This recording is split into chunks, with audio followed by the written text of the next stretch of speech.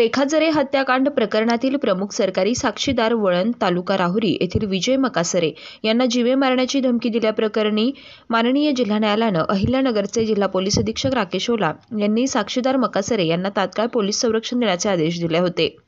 जिल्हा न्यायालयाचे आदेश झाल्यानंतर पोलीस अधीक्षक ओला यांनी जिल्हा न्यायालयानं कारणे दाखवा नोटीस बजावल्यानंतर तब्बल 10 दिवसांनी विजय मकासरे यांना 1 दिवस पोलीस संरक्षण दिलं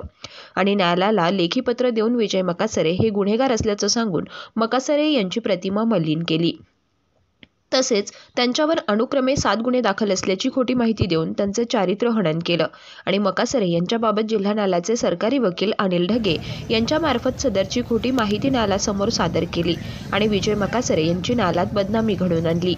वास्तविक पाहता जिल्हा पोलीस अधीक्षकांनी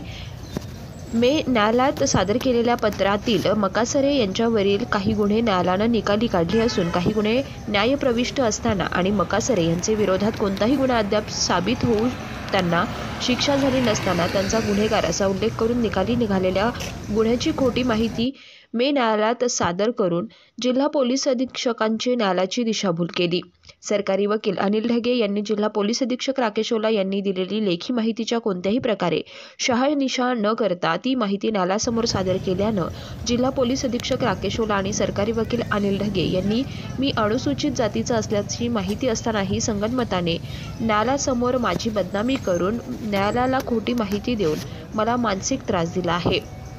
असं विजय मकासरे यांनी अनुसूचित जाती जमाती प्रतिबंधक कायद्यातील तरतुदीनुसार न्यायालयाला खोटी माहिती देऊन मकासरे यांच्याबाबत न्यायालयाने दिलेले संरक्षण पुराव्याचे आदेश रद्द करण्यास न्यायालयाला उद्युक्त केल्याबद्दल मकासरे यांनी उपरोक्त कायद्यातील तरतुदी अन्वये जिल्हा पोलीस अधीक्षक राकेश ओला आणि जिल्हा न्यायालयाचे सरकारी वकील अनिल ढगे यांच्या विरोधात अॅट्रॉसिटी कायद्यातील तरतुदी अंतर्गत ऑनलाईन तक्रार दाखल केली आहे।